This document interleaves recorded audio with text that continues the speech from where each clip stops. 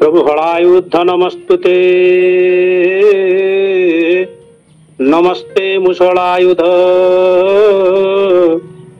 नमस्ते रेवती कांत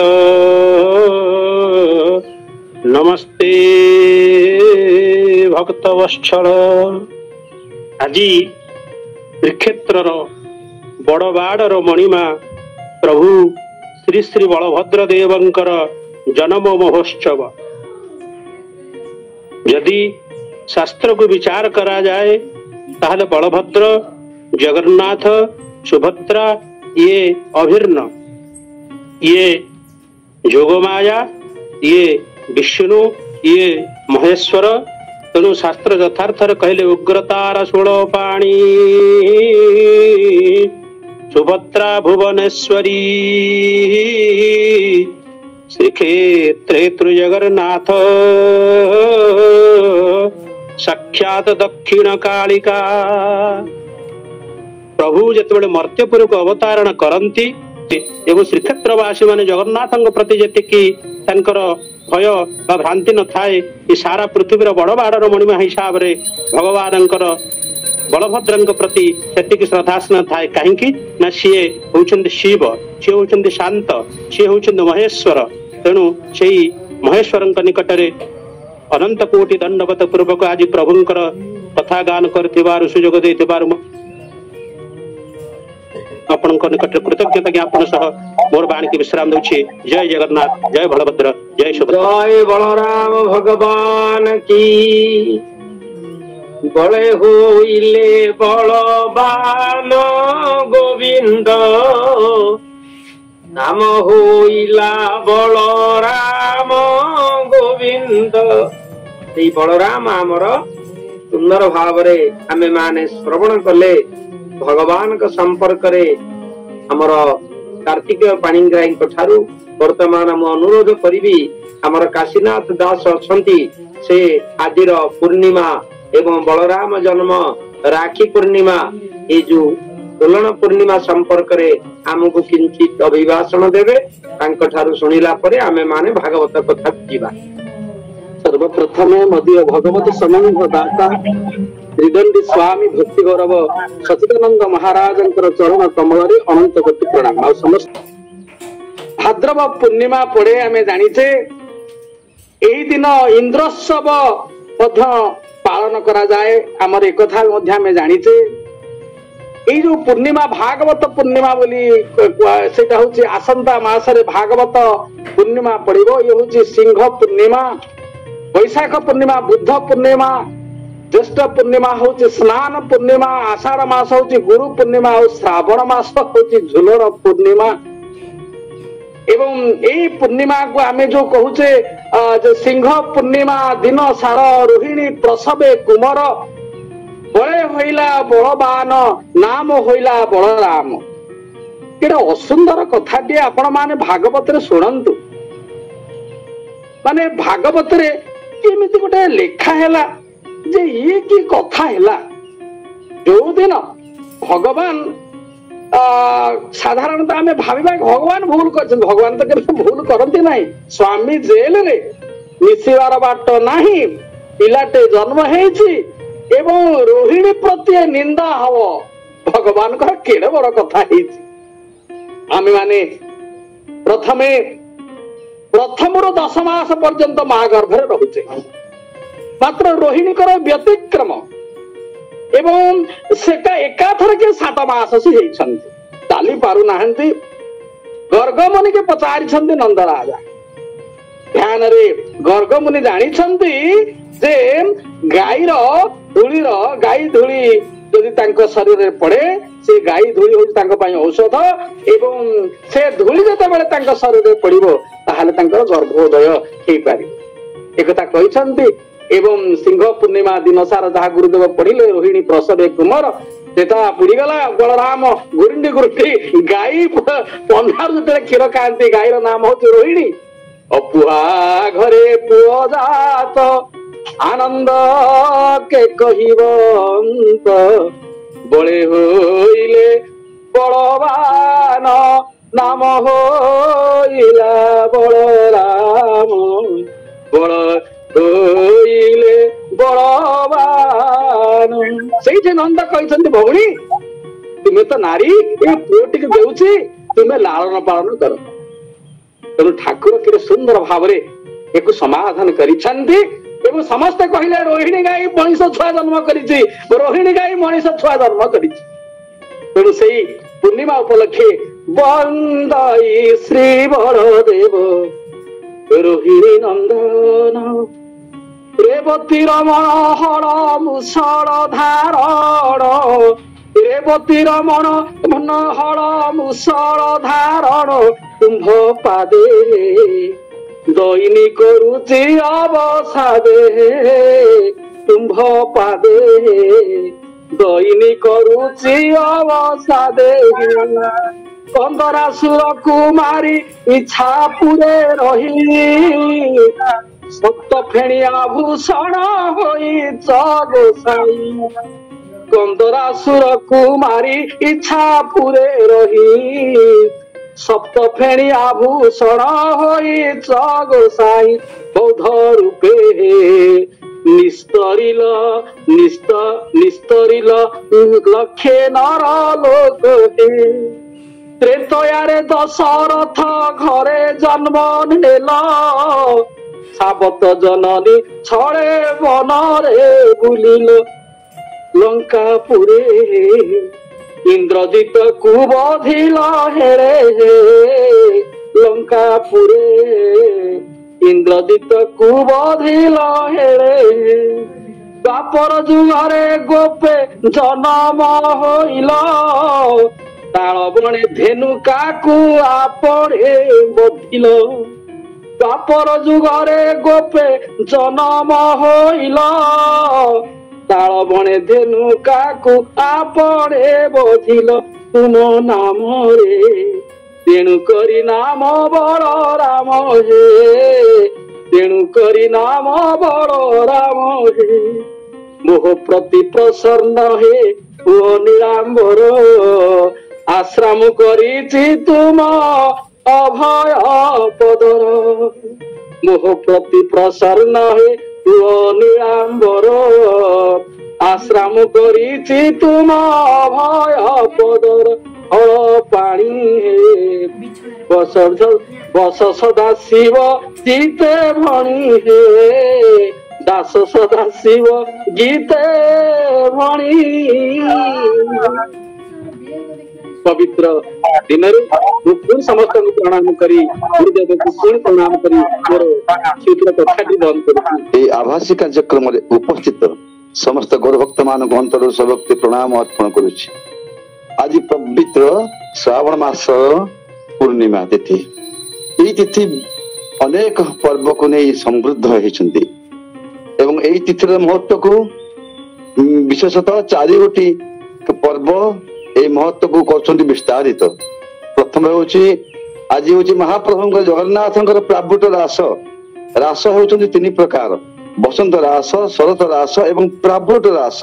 ଏହି ପ୍ରାଭୁଟ ରାସର ଅନ୍ୟ ଏକ ନାମ ହେଉଛନ୍ତି ଝୁଲଣ ଲୀଳା, ଯାହାକି ଶ୍ରୀ ମନ୍ଦିରରେ ଆଜି ମଧ୍ୟ ମହାପ୍ରଭୁ ମଦନ ମୋହନ ଶ୍ରୀଦେବୀ ଏବଂ ଭୂଦେବୀ ଆଜି ଝୁଲଣ ଲୀଳାରେ ବିଜୟ କରୁଛନ୍ତି, ଯାହାକି ଆମକୁ ମନେ ପକେଇ ଦଉଛନ୍ତି ସେଇ ଅତୀତର ସେଇ ବୃନ୍ଦାବନରେ ଯୋଉ ପ୍ରଭୁଙ୍କର ହେଇଥିଲା ଝୁଲଣ ଲୀଳା, ତାର ସ୍ମାରକ ସଦୃଶ ଆଜି ସେଇ ମନ୍ଦିରରେ ମହାପ୍ରଭୁ ଦୋଳ ବେଦୀରେ ମହାପ୍ରଭୁଙ୍କର ଚଳନ୍ତି ପ୍ରତିମା, ମହାପ୍ରଭୁଙ୍କର ଝୁଲଣ ବେଦୀରେ ମହାପ୍ରଭୁଙ୍କର ଚଳନ୍ତି ପ୍ରତିମା ମଦନ ମୋହନ ଶ୍ରୀଦେବୀ ଭୂଦେବୀ ଝୁଲୁଛନ୍ତି। ଆଜି ମଧ୍ୟ ମହାପ୍ରଭୁଙ୍କର ଅନ୍ୟ ଏକ ଅବତାର, ଅଷ୍ଟମ ଅବତାର, ଜୟଦେବଙ୍କ ଭାଷାରେ କେଶବ ଧୃତ ହଳଧର ରୂପ ଜୟ ଜଗଦୀଶ ହରେ ନ୍ୟାୟରେ ଆଜି ମଧ୍ୟ ମହାପ୍ରଭୁଙ୍କର ଅଷ୍ଟମ ଅବତାର ବଳରାମଙ୍କର ଆଜି ହେଉଛି ଜନ୍ମୋତ୍ସବ।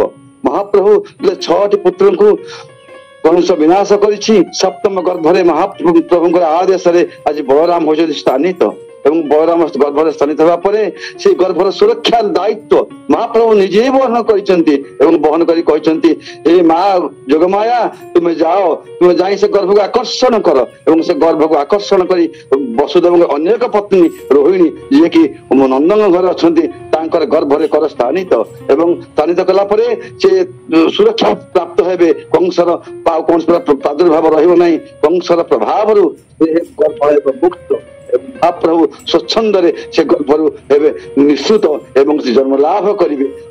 ଯୋଗମାୟା ମହାପ୍ରଭୁଙ୍କର ଆଦେଶକୁ ଅକ୍ଷର ଅକ୍ଷରେ ପାଳନ କରି ସେ ଗର୍ଭକୁ ଆକର୍ଷଣ କରି ନେଇ ଆନିତ କରିଛନ୍ତି ରୋହିଣୀଙ୍କର ଗର୍ଭରେ। ଏବଂ ଯଥା ସମୟରେ ରୋହିଣୀ ସିଂହ ପୂର୍ଣ୍ଣିମା ତିଥି ଭାଗବତ ବର୍ଣ୍ଣିତ ସିଂହ ପୂର୍ଣ୍ଣିମା ତିଥିରେ ମହାପ୍ରଭୁ ଜନ୍ମ ହୋଇଛନ୍ତି। ଭାଗବତ ମଧ୍ୟ ବର୍ଣ୍ଣନା କରାଯାଇଛନ୍ତି। ସିଂହ ପୂର୍ଣ୍ଣିମା ତିଥିରେ ଶ୍ରାବଣ ପୂର୍ଣ୍ଣିମା ତିଥିରେ ମହାପ୍ରଭୁ ରୋହିଣୀଙ୍କ ଗର୍ଭରୁ ନିଶ୍ଚିତ ହୋଇଛନ୍ତି, ଜନ୍ମ ଲାଭ କରିଛନ୍ତି। ଆଜି ସେଇ ପବିତ୍ର ବଳରାମଙ୍କର ଜନ୍ମ ତିଥି ଏବଂ ଏହି ଗର୍ଭ ଆକର୍ଷଣ ହେତୁ ତାଙ୍କର ନାମ ହେଉଛନ୍ତି ସଂକର୍ଷଣ। ଏବଂ ମହାପ୍ରଭୁଙ୍କ ରୂପ ଅତ୍ୟନ୍ତ ସୁନ୍ଦର ହୋଇଥିବାରୁ ଗର୍ଗମୁନି ନାମକରଣ ସମୟରେ ତାଙ୍କୁ ବଳରାମ ନାମରେ ଆଖ୍ୟାୟିତ କରିଛନ୍ତି। ତ ସେତିକି ନୁହେଁ, ସେ ବଳ ସହିତ ଭଦ୍ର ଯୁକ୍ତ ହୋଇଥିବାରୁ ତାଙ୍କୁ ମଧ୍ୟ ଆମେ କହୁ ବଳଭଦ୍ର। ଏବଂ ପ୍ରଳମ୍ବାସୁରକୁ ବଧ କରିଥିବାରୁ ତାଙ୍କୁ ପ୍ରଳମ୍ବାରୀ ରୂପେ ମଧ୍ୟ ଅଭିହିତ କରାଯାଏ। ସେତିକି ନୁହେଁ, ରୋହିଣୀଙ୍କର ମନ୍ଦନ ହୋଇଥିବାରୁ ତାଙ୍କୁ ରୋହିଣୀ ନାମରେ ମଧ୍ୟ କରାଯାଇଛି ନାମିତ। ଏବଂ ରେବତୀକୁ ବିବାହ କରିଥିବାରୁ ତାଙ୍କର ଅନ୍ୟ ଏକ ନାମ ହେଉଛନ୍ତି ରେବତୀ ରମଣ। ସେଇ ମହାପ୍ରଭୁ କାମପାଳ ନୀଳାମ୍ବର ନୀଳ ବସ୍ତ୍ର ପରିଧାନ ସବୁ ସର୍ବଦା କରନ୍ତି। ନୀଳ ବସ୍ତ୍ର ନୀଳ ରଙ୍ଗର ବସ୍ତ୍ରକୁ ପରିଧାନ କରିଥିବାରୁ ତାଙ୍କର ନାମ ହେଉଛନ୍ତି ନୀଳାମ୍ବର।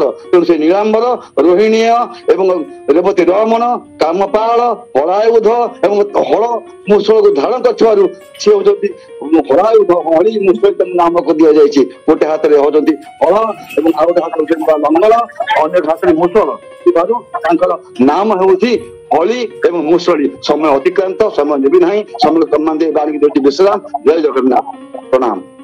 ଅଶେଷ ଅଶେଷ କୃତଜ୍ଞତା ଅନନ୍ତ ଗୋପାଳ ପଣ୍ଡା ମହୋଦୟଙ୍କୁ। ବହୁତ କମ ସମୟ ଭିତରେ ବହୁତ କଥା ସେ ଆମକୁ ସୂଚନା ଦେଲେ ଏବଂ ସେ ଯୋଉ କଥା ସୂଚନା ଦେଲେ ଆମେ ମାନେ ସମସ୍ତେ ତା ସମ୍ପର୍କରେ ଚିନ୍ତା କରିବା ଦରକାର। ଏ ପୂର୍ଣ୍ଣମୀ ନାଁ ହଉଛି ସିଂହ ପୂର୍ଣ୍ଣମୀ। ଶ୍ରୀମଦ ଭାଗବତରେ ବର୍ଣ୍ଣନା କରାଯାଇଛନ୍ତି ସିଂହ ପୂର୍ଣ୍ଣମୀ ଦିନ ସାର ରୋହିଣୀ ପ୍ରସବେ ତୁମର। ସିଂହ ପୂର୍ଣ୍ଣମୀ ଦିନ ସାର ରୋହିଣୀ ପ୍ରସବେ ତୁମର। এই সিংহ পূর্ণমী শ্রাবণ মাসর শেষ দিন শ্রাবণ পূর্ণিমা, সিংহ পূর্ণিমা, ঝୁଲଣ ପୂର୍ଣ୍ଣିମା, ରାକ୍ଷୀ ପୂର୍ଣ୍ଣିମା ଏଭଳି ଭାବରେ ଏ ଦିନର ନାମ ବହୁତ ଭାବରେ ଆମେ ମାନେ ପାଳନ କରୁଛେ। ଏ ଦିନ ବଳଭଦ୍ର ଜୟନ୍ତୀ ଏବଂ ବଳଭଦ୍ର ଜୟନ୍ତୀରେ ଗାଈ ବଳଦ ମାନଙ୍କୁ ପୂଜା କରାଯାଏ ଏବଂ ସେମାନଙ୍କୁ ହଳଦୀ ପାଣିରେ ଗାଧେଇ ଦିଆଯାଏ। ସେମାନଙ୍କୁ ସିନ୍ଦୁର ଆଉ ଦେଇ ପୂଜା କରା, ଚନ୍ଦନ ସିନ୍ଦୁର ଦେଇ ପୂଜା କରାଯାଏ। ସେମାନଙ୍କୁ ସୁମିଷ୍ଟ ପିଷ୍ଟକ ମାଧ୍ୟମରେ ଭୋଜନ ଦିଆଯାଏ ଏବଂ ସେମାନଙ୍କର ଗଳାରେ ପୁଷ୍ପମାଳ ଶୋଭିତ କରି ସେମାନଙ୍କୁ ବନ୍ଦାପନା କରାଯାଏ। ବହୁ ବ୍ୟାପକ ଆପଣ ମାନଙ୍କୁ ଶ୍ଲୋକଟି ଶୁଣିବା ପୂର୍ବରୁ ଶ୍ଲୋକ ସମ୍ପର୍କରେ ଆମେ ମାନେ ଏତେ ଅନୁଧ୍ୟାନ କରିବା ଯେ ଭାଗବତ ଯଦି କେତେକ ମଣି ମାନଙ୍କ ଦ୍ଵାରା ଭୂଷିତ ହୋଇଛନ୍ତି, ଏ ଶ୍ଲୋକଟି ଗୋଟେ ମଣି ସଦୃଶ ଏବଂ ବହୁ ଗୁଢ ତତ୍ଵ ବହନ କରୁଥିବା ଶ୍ଲୋକଟି ହେଲା ସତ୍ୟଂ ବିଶୁଦ୍ଧଂ ବସୁଦେବ ଶବ୍ଦିତଂ ଯଦିୟତେ ତତ୍ର ପୁମାନ ପାର୍ଥ ସତ୍ୟେତ ତସ୍ମିନ୍ ଭଗବାନ ବାସୁଦେବ ଯଦକ୍ଷଜ ମେ ନମସା ବିଧୀୟତେ। ଶଙ୍କର ଭଗବାନ ମା ସତୀଙ୍କୁ ବୁଝେଇବା ପ୍ରସଙ୍ଗରେ ଭଗବାନଙ୍କର ଅବସ୍ଥିତି, ବସୁଦେବ ଶବ୍ଦର ତାତ୍ପର୍ଯ୍ୟ ଏବଂ ଶୁଦ୍ଧ ସତ୍ୟ କଥା ଏବଂ ମନସ୍ତାତ୍ତ୍ୱିକ ବିଶ୍ଳେଷଣ କରି ମା ସତୀଙ୍କୁ ବୁଝାଉଛନ୍ତି। ଏ ସତୀ ସତ୍ୟଂ ବିଶୁଦ୍ଧଂ ବସୁଦେବ ଶବ୍ଦିତଂ। ଯୋଉ ବସୁଦେବ ବୋଲି ଗୋଟିଏ ଶବ୍ଦ, ସେ ହଉଛି ଶୁଦ୍ଧ ସତ୍ୟ। ଏ ଶୁଦ୍ଧ ସତ୍ୟ ହଉଛି ଜୀବର ଉନ୍ନତତର ଅବସ୍ଥା। ଏ ଶୁଦ୍ଧ ସତ୍ୟ ଅର୍ଥାତ ଯୋଉମାନେ ଭଗବାନଙ୍କୁ ହୃଦୟ କନ୍ଦରରେ ଅନୁଭବ କରିପାରନ୍ତି। ବସୁଜେ ମୋହର ନିବାସ ଦେବ ଯେ ସର୍ବ घटे वास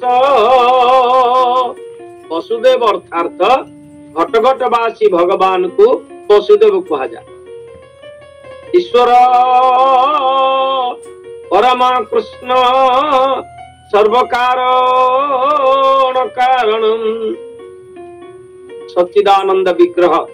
ईश्वर परम कृष्ण सच्चिदानंद विग्रह अनादिरादि गोविंद सर्वकारण कारण। भगवान ईश्वर होचंती भगवान श्री कृष्ण से सर्वघट व्यासी। तांकु वसुदेव कहिबार तात्पर्य है समस्त घटरे से समान भाव रे विद्यमान करंती एवं ते भगवान कर ए जो जीव स्वरूप ए जीव स्वरूप जीवात्मा भगवान कर सर्वदा जीव स्वरूपतः विशुद्ध जीव स्वरूपतः विशुद्ध एवं से विशुद्ध तत्व असंगति ही आत्मीय पुरुष वैदिक साहित्य कहा जाइछि जे आत्मा होचंती विशुद्ध भौतिक आसक्ति रहित एवं दोष मुक्त होइथाए। आमे माने आत्मा को ठीक भाव रे चिन्हि पारु नाहे। जो माने भौतिक गुण द्वारा आवृत हितांती माने आत्मार स्वरूप को जानी पारंती नाही। भगवान कर स्थिति को अनुभूति रे आनी पारंती नाही। तो बली भाव रे आमे माने चैतन्य चरितामृत रे चैतन्य महाप्रभु सुंदर भाव रे तांकर अभिव्यक्ति कहिचंती। संधिनीर सारांश सुध सत्व नाम भगवानेर सत्ता हाए जाहाते विश्राम माता पिता स्थान गृह सज्जासन आर ये सब कृष्णर शुद्ध सत्वर विकार। भगवान शुद्ध सत्व रूप रे शरीर मध्य रे वास करी जीव को वसुदेव रूप रे प्रतिष्ठित करती। आमे माने वसुदेव कहिबार तात्पर्य होची भगवान कर शुद्ध सत्व शरीर मध्य अवस्थान करी भगवान को ज्ञान धारणा भगवान को चेतन रे जागृत करिबा पई जो भली भाव रे प्रयास करिथाए ताहाकु शुद्ध सत्व कहा जाए। यह भौतिक गुणर ऊर्ध्व रे अवस्थित ए शुद्ध सत्व स्थिति प्रत्यक्ष भाव रे अंतरंगा शक्तिर क्रिया बोली कहा जाए। पूर्वरु आपण मान का करे पूर्व श्लोक मान करे भगवान कर तीनोटी शक्तिर कथा प्रकाश करिछि। अंतरंगा शक्ति बहिरंगा शक्ति एवं तटस्थ शक्ति। जो अंतरंगा शक्ति होची भगवान कर शुद्ध सत्व संबलित आत्मा अंतरंगा शक्तिर परिचय कटे। यह शुद्ध सत्व स्थिति प्रत्यक्ष भाव रे अंतरंगा शक्तिर होइतिबा हेतु ए स्थिति रे जड़ चेतन रहित क्रियावली बंद हो जाए। जो जड़ चेतन क्रिया ए शुद्ध सत्व मान कठरे प्रकाशित हुए नाही। शंकर भगवान उदाहरण स्वरूप कहिले जेतेबेले सतींकी कहिले जेतेबेले लुहा देखिबा पई अति पुष्टित आकार पुष्टित रूप लुहार रूप होची कला किंतु लुहा को अग्नि भितर स्थापन कले लुहा जेतेबेले अग्नि दाहरे प्रज्वलित हो जाए सेतेबेले तार रूप बदली जाए एवं से जाजुल्यमान भाव रे तार आलोक को विस्तार करे। जो लुहा पदाकार रूप धारण करिथाए अग्नि संयोग रे आसिले ताहा प्रज्वलित होई स्वयं अग्नि रूप धारण करी तार ज्योति विकास। ठीक सेही बली भाव रे शरीर जड़ शरीर हिथिले मध्य जड़ चेतना द्वारा आवृत हिथिले मध्य भौतिक गुण संपन्न हिथिले मध्य भौतिक गुण रहित शुद्ध सत्व आत्मा ता सहित सम्मिलित हेले ए शरीर जगत रे समस्त प्रकार दैव गुण प्राप्त होई जगत रे विकास लाभ करिता। ठीक सेही भली भाव रे आ गुटिए सुंदर उदाहरण देले गुटिए लुहा मध्य रे चुंबक प्रवेश कले लुहार ये गुण बदली जाई थाए। गुटिए लुहा आ गुटिए लुहा को आकर्षण करि पारे नाही। जदि गुटिए लुहा चुंबकर संस्पर्श रे आसे एवं से लुहा मध्य चुंबक रे परिणत हो जाए एवं से मध्य अन्य लुहा को आकर्षण करि पारे। एभली भावरे आज शंकर भगवान कहले मां सती को, ए सती मु जो शुद्ध सत्व चेतना रे अछि ए कथा को तुमर पिता बुझी पारले नाही। ए भौतिक गुण युक्त ही आत्मा को आवृत करी अपावृत बोली गोटे शब्द ए श्लोक रे आमे माने श्रवण कले अपावृत। अपावृत अर्थार्थ जेतेबेले जीव शुद्ध चैतन्य द्वारा विकसित हो जाए तार जो आवरण अर्थार्थ माया से माया मुक्त हो जाए। अपावृत अर्थार्थ माया मुक्त। अपावृतर तात्पर्य हला माया मुक्त। आवृत अर्थर तात्पर्य हला माया युक्त। ए जीवर स्वरूप होची माया एवं ए माया को विनाश करिबा पाई शुद्ध सत्व चेतना अपावृत करिथाए अर्थार्थ भगवान कर स्वरूप को तागरे प्रकाशित करी जीव को भगवत अभिमुख करिथाए। ए भली अवस्था रे जीव जो तन्मय एवं तल्लीन अवस्था रे थाए ए बाह्य ज्ञान तार न थाए, किंतु दक्ष शंकर भगवान कर ए तद्गत तल्लीन एवं तन्मय अवस्था को बुझी न पारी तांको अजथा दोषारोप कले। एई कथा सूचना दबा पाई शंकर भगवान मां पार्वती की ए शुद्ध सत्य चैतन्य संपर्क रे सूचना देइचंती। आसंतु ए 23 नंबर आ 22 नंबर श्लोक दुईटी हमर जगन्नाथ दास गोटिए जगह प्रकाश करिचंती। आमे सभार मध्य तो पितारे अवज्ञा कली मु बेभरे एमंत न विचार मने सुन कहुछि सुमध्यमे जे बंधु आगमन देखी उठंती आसन उपेक्षी भावे आसंती किछि दूर वचन कहंती मधुर अति ही स्नेह करी चित्ते पुलक होई हृदगते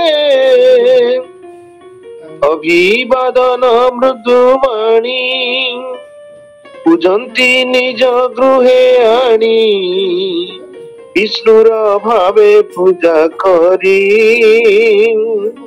आनंदे प्रिय भावे भरी लोके करंती परस्पर तानुहे प्राज्ञंक आचार से विष्णु शुद्ध सत्वमय प्रकाशे जीवर हृदय तेणु बोलाए वासुदेव जे जे मोहर नित्य सेव्य दक्ष हृदय तांकु लखी मु नमस्कार करिअछि ए रूपे कली मु सम्मान न करी तांक अपमान ए रूपे कली मु सम्मान न करी तांक अपमान।